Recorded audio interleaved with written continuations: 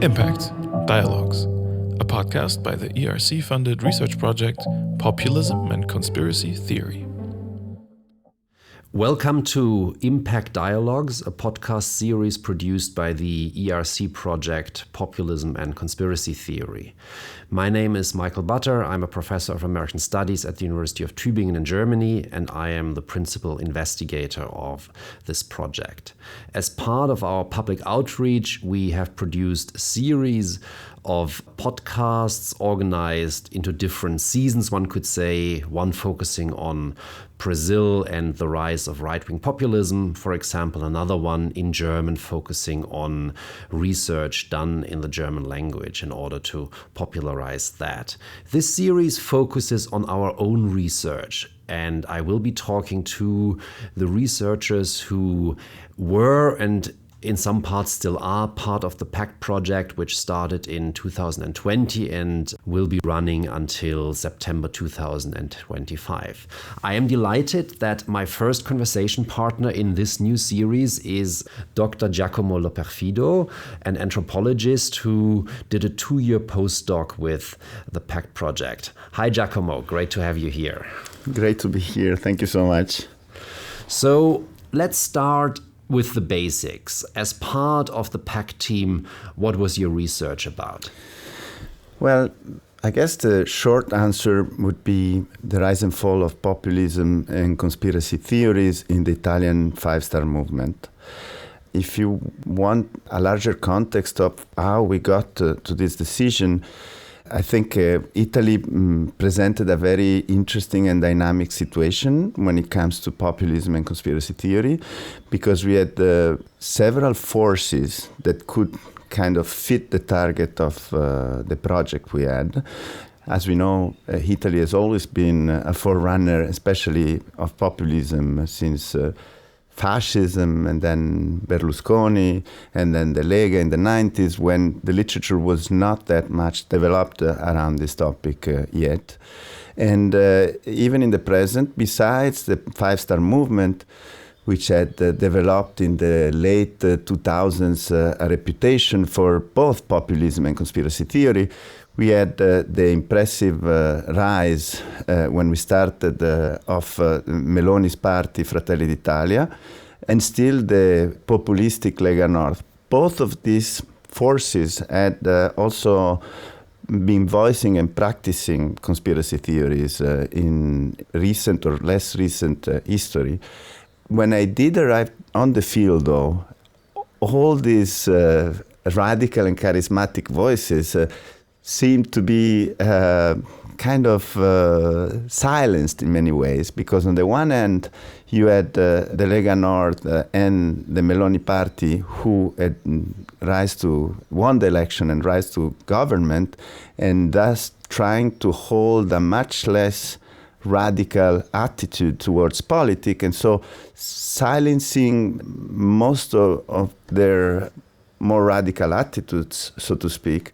And the five-star movement had undergone a process of routinization of charisma in Weberian terms because of a change of leadership, because one of the two historical leaders of the parties had died in 2016, Gianroberto Casaleggio, and also because the structure of the political scene had changed, and there was a clear gap opening in the left of the political spectrum. So they tried to kind of, under this new leadership, to slowly go and occupy that available political space. So in a sense, when I arrived on the field, the situation was a little bit unfortunate, because there was not so much anymore of neither populism nor conspiracy theories.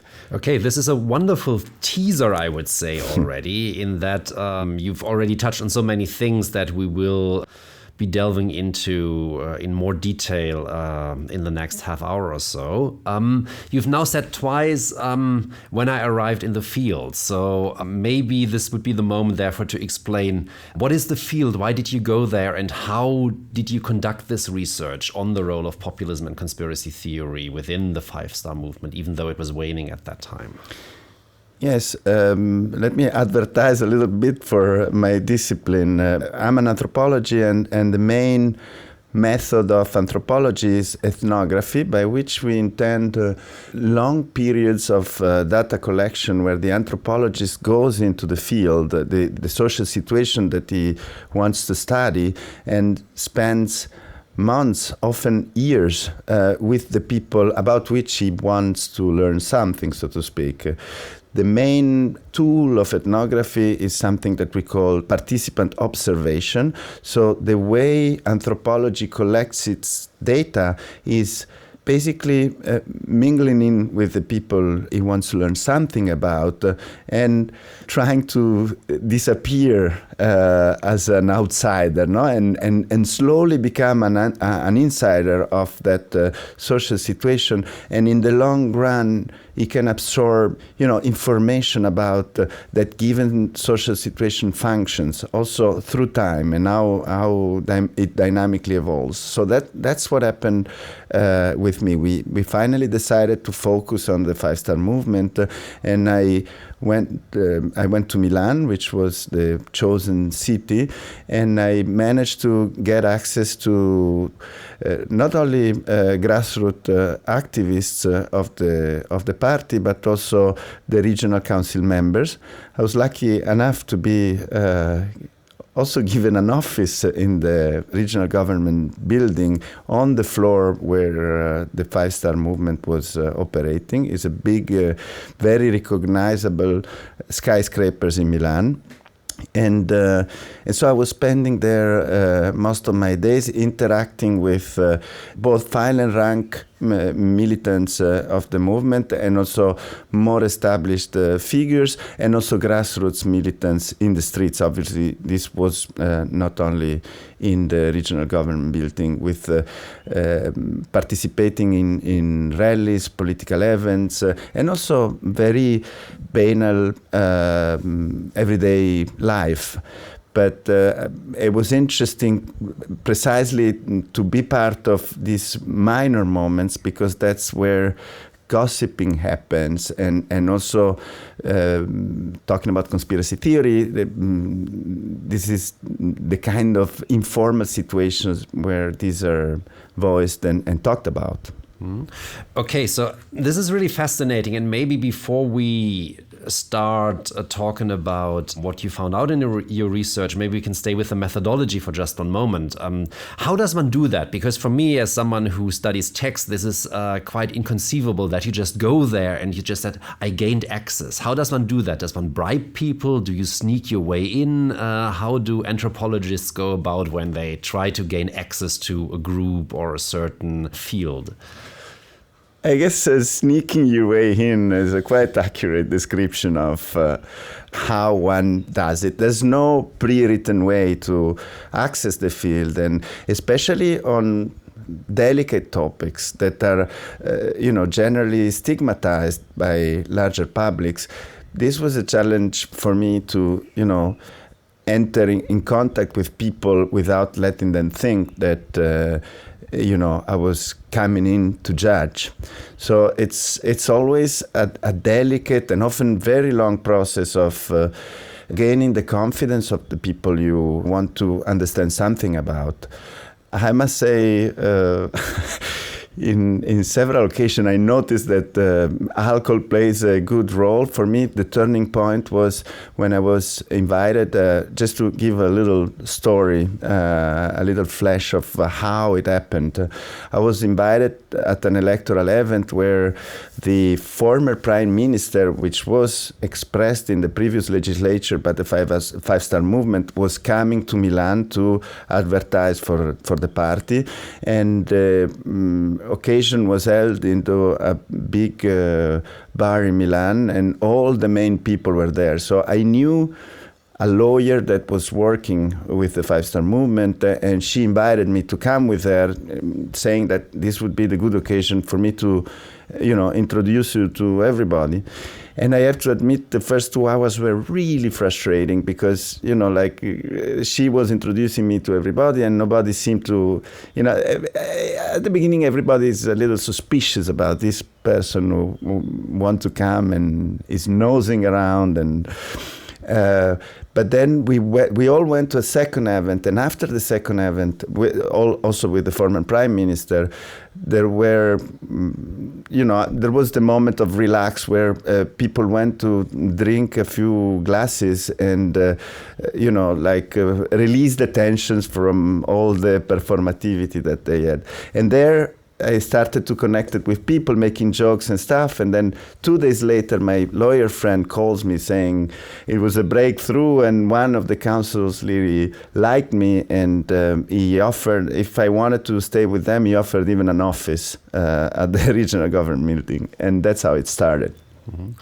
A lot has been written already about populism and conspiracy theory, and most people who work on these topics, they either study texts or do larger discourse analyses, or they do surveys using questionnaires to capture people's attitudes.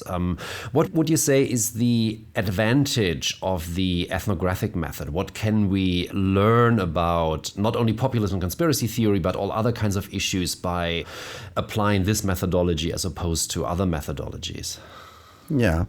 Anthropologists are often, especially when we try to publish in journals that are not specific to the discipline, the recurrent accusation might be, you just talk of a few people, which is actually true. Since you spend a lot of time with the same people because you need to understand them in depth.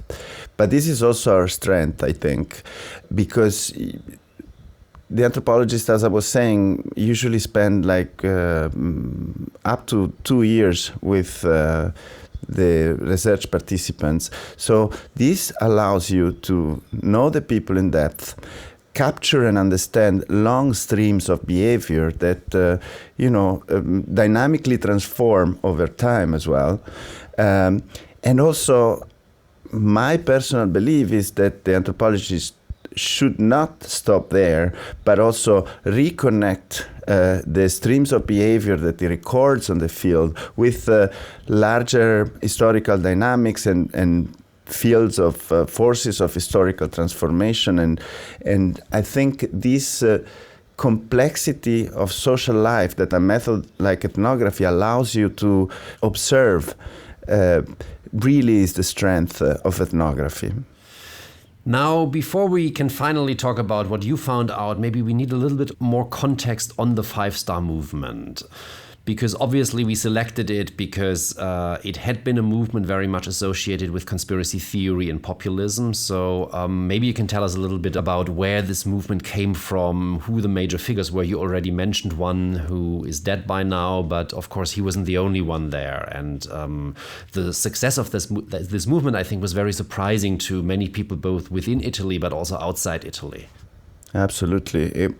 To me, it's been a really fascinating phenomenon. And you're right, I did reverse a usual pattern, because also in the literature, in the first years, everybody was only taking into account the main leader, Beppe Grillo, whom I think also our audiences may have heard about, who initially was understood to be the one and only leader of the party. The party was constituted in 2009 in the immediate aftermath of the global crisis, and I think the relationship with the crisis is something important.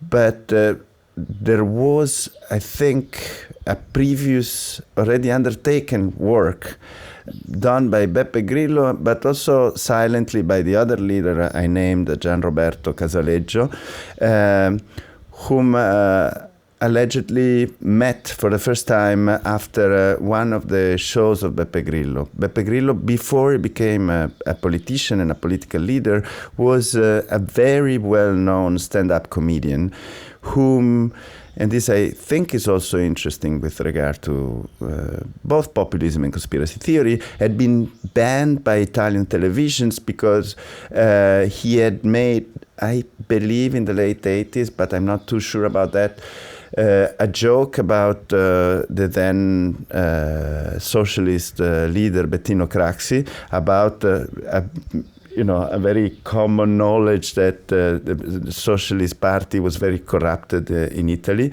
And after saying that, he was banned by the television. So he occupied for quite a few years this position of stigma from the political establishment, and from this position of marginality, Beppe Grillo then developed his critique of power.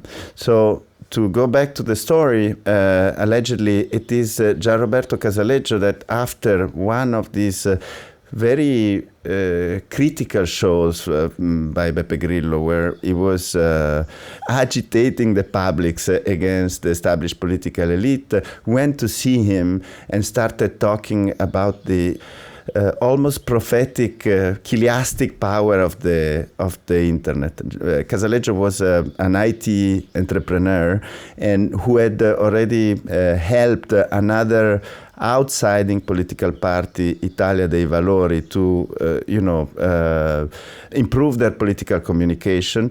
It didn't really work out, and then he went to Grillo to propose to invent together a political enterprise. And this is how, in more recent years, the story of the genesis of the Five-Star Movement has been told by its main characters. When they started doing more and more political shows, they started constituting publics that were homogenizing around the ideas that Beppe Grillo was speaking out. And I think the turning point is 2007 when Beppe Grillo and Gianroberto Casaleggio organized the Fuck Off Day, the Vaffanculo Day, where they were gathering people around events that were happening at the same time in many squares of Italy and also abroad, to tell all politicians to fuck off. And they were collecting signatures for a law proposal. It's a long story. I'm not going to be long here, but this is the moment where hundreds of thousands of people showed up in many squares, and after that it became clear that they might think of constituting a political force, and 2 years later the Five-Star Movement was founded. So these are the beginnings, and this is a movement, not really a party yet, right? So how did they come to run in elections? How did they come to succeed in elections after very little time? It's very interesting that you point to this, which is an actual, I think, ambivalence that they played on between being a movement and being a party.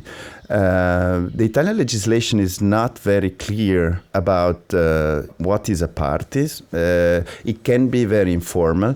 And when they, after 2007, started thinking about the foundation of, a political force, let's call it like this, they wrote a statute that is available on the internet also, where I think in the first article already they specify the Five-Star Movement is not a party, precisely because they have always been playing with this idea of not being an instituted force, being a movement, being something dynamic in transformation, and representing themselves as really opposed to, also symbolically, I would say, to the properties that power has. Power is instituted, it's slow, it's settled, whereas they represented themselves as a force of the people, dynamic, informal. Of course, Beppe Grillo's use of,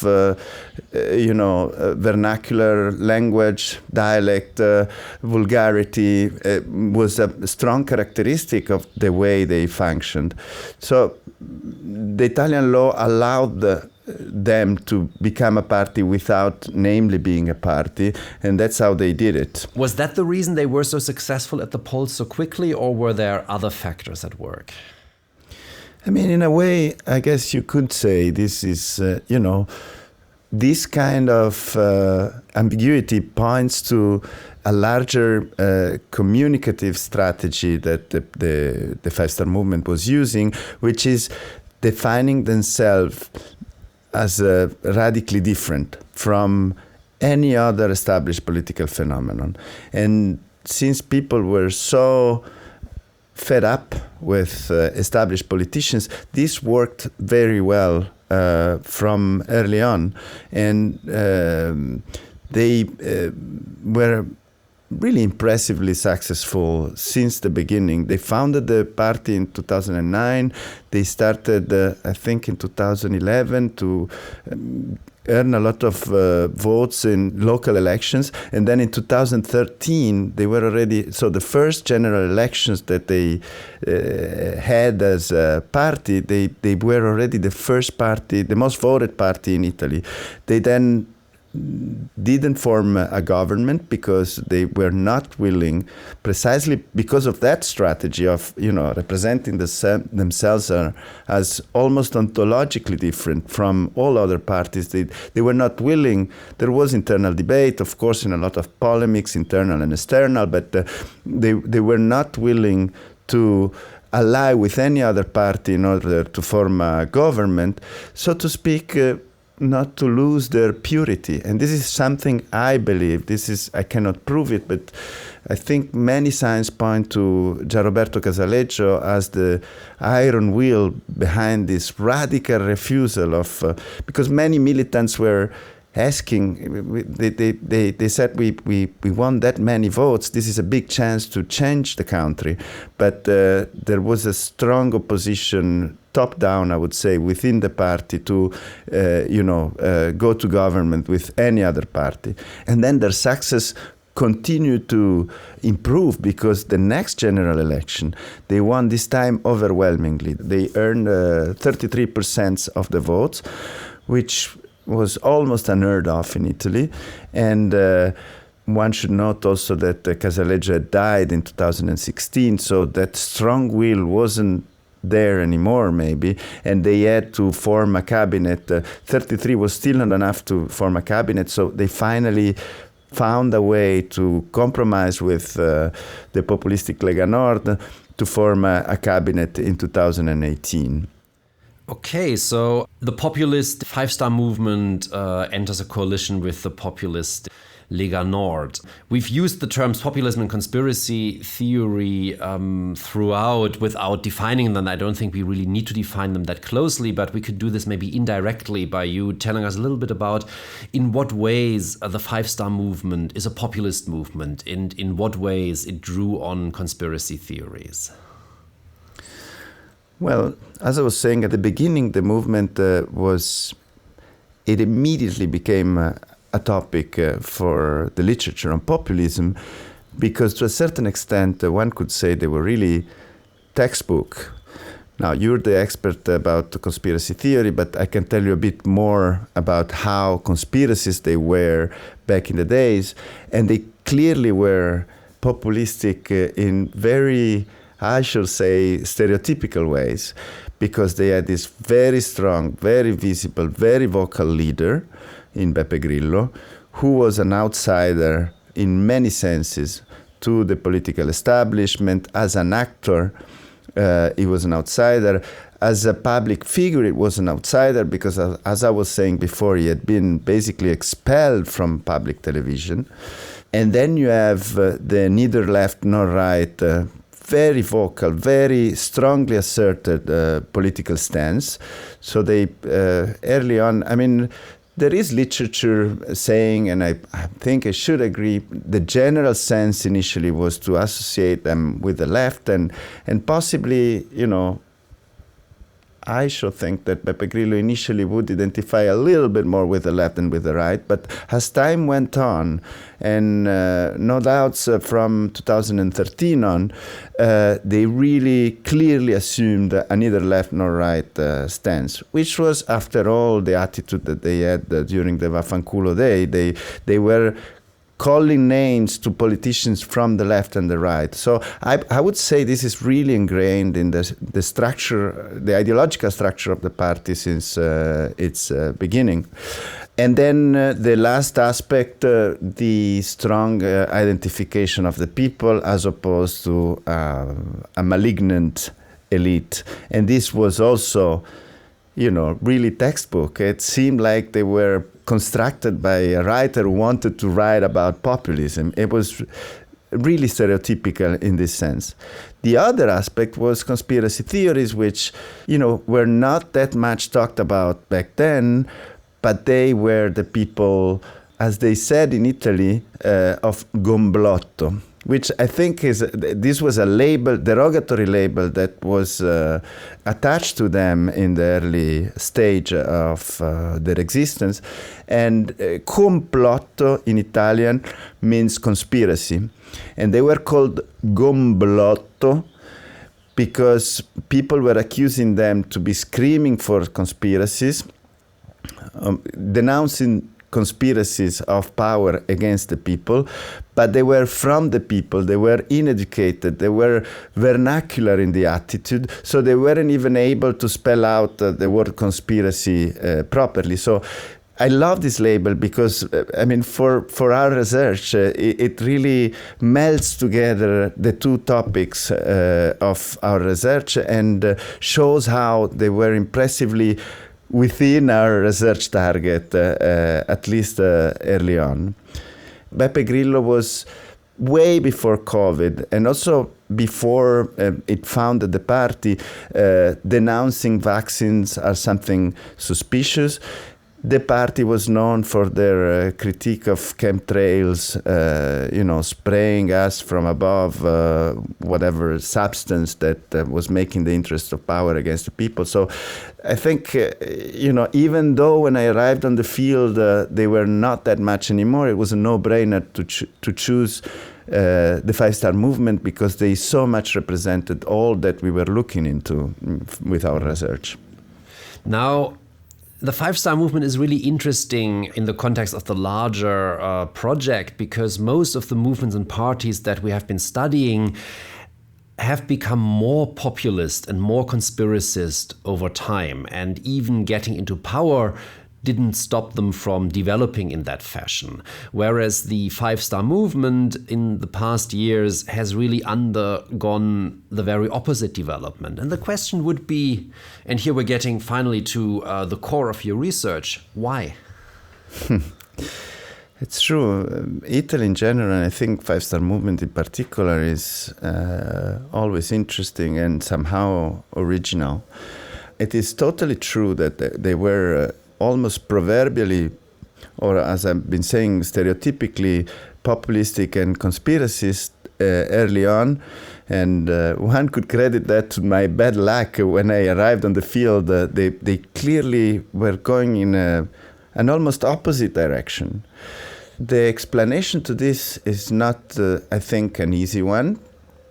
I've been trying in my research to read this unusual trajectory, almost of reversal, with the Weberian category of charisma. On the one hand, one could look at it in terms of routinization or institutionalization of charisma that loses with time its subversive potential and gets routinized. But how did this transformation, how did this routinization happen? I think one has to go look in the historical details and the mechanism that made it happen. And the answer I've got is there are two moments that are crucial to this. The death of Casaleggio, which I think the more I study it, the more I'm convinced that was really, possibly even more than Beppe Grillo, the driving charismatic force behind the success of the movement and also its transformations. And I think, I'm not sure I have the room in the book to work on it, but possibly in the future, I'd love to write an article on the dynamics of this dual leadership and how it functioned, because it's very interesting. And so with the death of Casaleggio, somehow they lose the driving force in terms of, the strategies of charisma, so to speak, I would put it this way.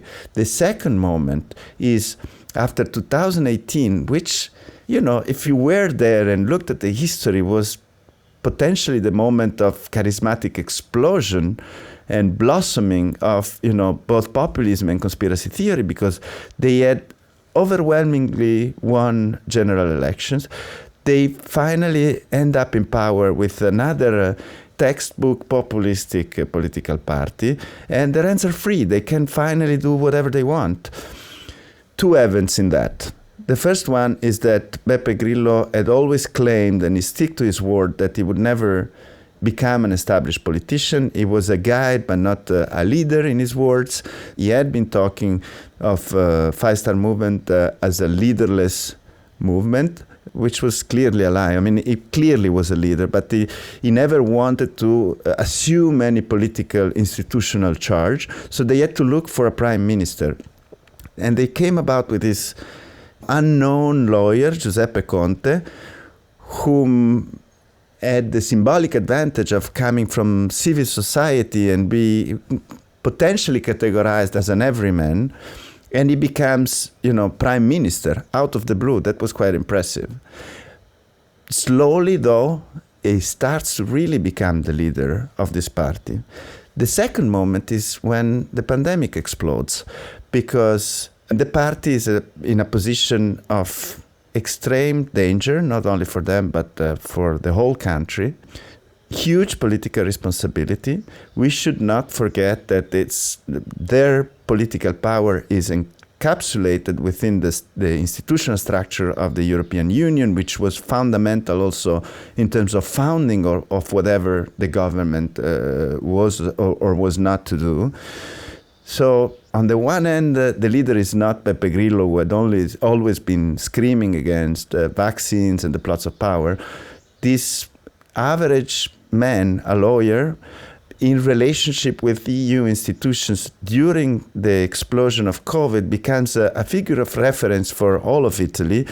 And clearly his decision was to, initially just slowly tune down all of the charismatic and conspiracist voices, and then consistently and quite quickly over time to really reverse this pattern.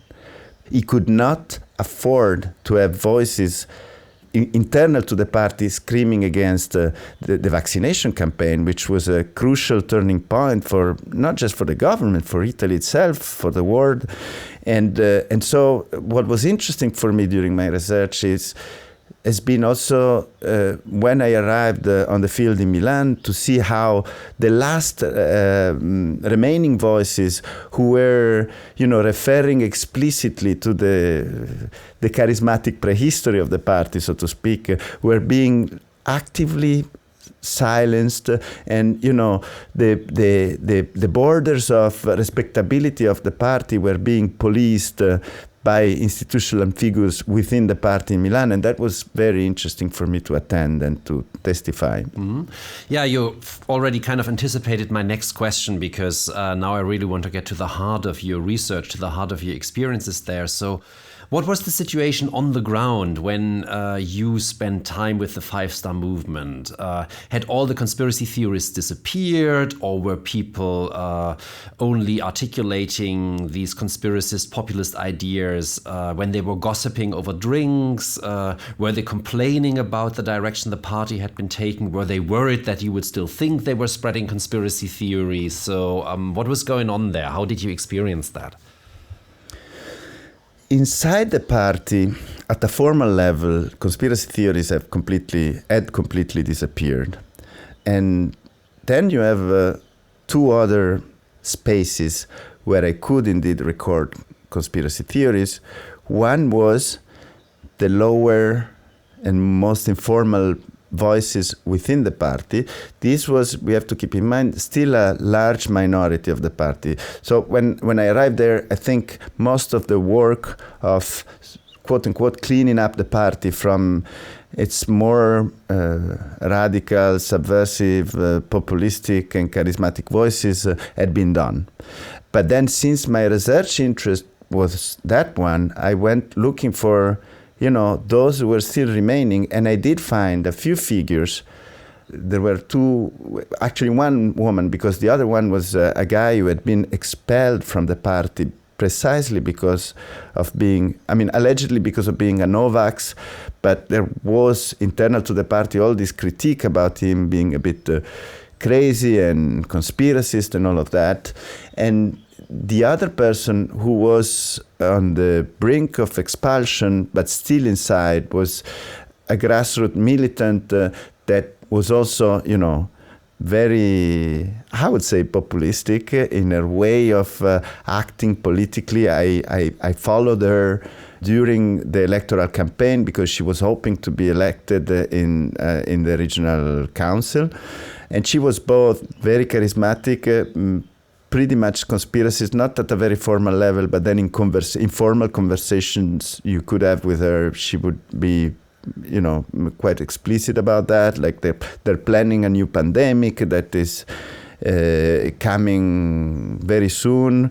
She's married to an Arabic man, and she claims that from the fact that she listens to Al Jazeera with him, they know the truth there, and they're announcing that a new pandemic is coming because there is this omnipresent they need to get rid of another 16% of the population. So get ready for the next, And she had been undergoing a process of expulsion, which had succeeded initially, and then the national leadership, I don't know very well the story, changed its mind about her, and so she was reintegrated with the party, and then in 2022 she was not elected, and I think she's still part of the party, but occupying this very borderline position. All the rest of both militants and members of the party, like we're talking about secretaries, political assistants, council members at the regional government, communication experts, lawyers that were working all together, they were all very normal, so to speak, and they didn't show any of this. They were very classical, straightforward, established politicians. So in a way, all that, the early five-star movement had been fighting against, and this I found extremely interesting. Then one could ask himself, where have all the populists and where have all the populists gone? And I think this happened via a process of expulsions. So basically, I tracked down two main figures who had been expelled in this process of normalization of the party in the last 3-4 years, that had then gone on to found their own micro-political parties, and those were extremely, maybe not so much populist, but extremely conspiracist. They were the two parties in Italy that were, known for being no-vax. They were, the main parties of what is called the area of dissent, area del dissenso, and the dissent was towards the vaccination campaign, and they voiced very freely all sorts of conspiracy theories about the vaccination campaign, but also, like the 5G, all the classical stuff. So towards the end of my fieldwork, when I finally managed to gain access also to those, I spent some time with them and with figures of both parties to, track down the fragments of this process of transformation that had left behind all the populist conspiracist people. I'm wondering, what do you think the future will bring for the five-star movement? Do you think there can be a successful future for this movement/party as a, in quotation marks, normal, that is non-populist, non-conspiracist party/movement? This really is $1 million question. On the one hand, I think this guy Conte, who was joked about in the early stage because he was caught in the first months as a prime minister, passing little notes to Di Maio, was the second figure within the party and historically embedded in the party, which was not the case for Conte, of course, asking him, what should I say? What should I do? It really initially looked like a puppet of the internal figures of the party, and he probably, in a way, at the beginning was. But then he had an impressive run, this guy, I must say, within the party. And so far, inside and outside, people have been trying to, people including Beppe Grillo, to challenge him, and they all lost up to a certain point. Salvini, at some point during Salvini, the Lega Nord leader, during the government, the poll for the five-star movement were going down a lot, and for the Lega they were going up a lot. And at some point Salvini tried to, withdraw confidence to the government in order to, become the new prime minister in the readjustment that would follow. And then Conte managed to do a new government with the left and stay in power. Beppe Grillo also had a fight with him and ended up, being basically marginalized within the party. And Mario Draghi, the prime minister that followed Conte, had a confrontation with him, and it was Conte eventually that withdrew the vote of confidence to the great coalition of Mario Draghi. So somehow this guy has found ways to stay afloat through many difficult situations. That said, they lost, in the last election, I think they had like 15%, which is less than half what they had before. That said, everybody expected them to get a lot less, I think. I personally was expecting them to be around 7%, and they still did 14-15%. So I hesitate to declare them dead. Politically.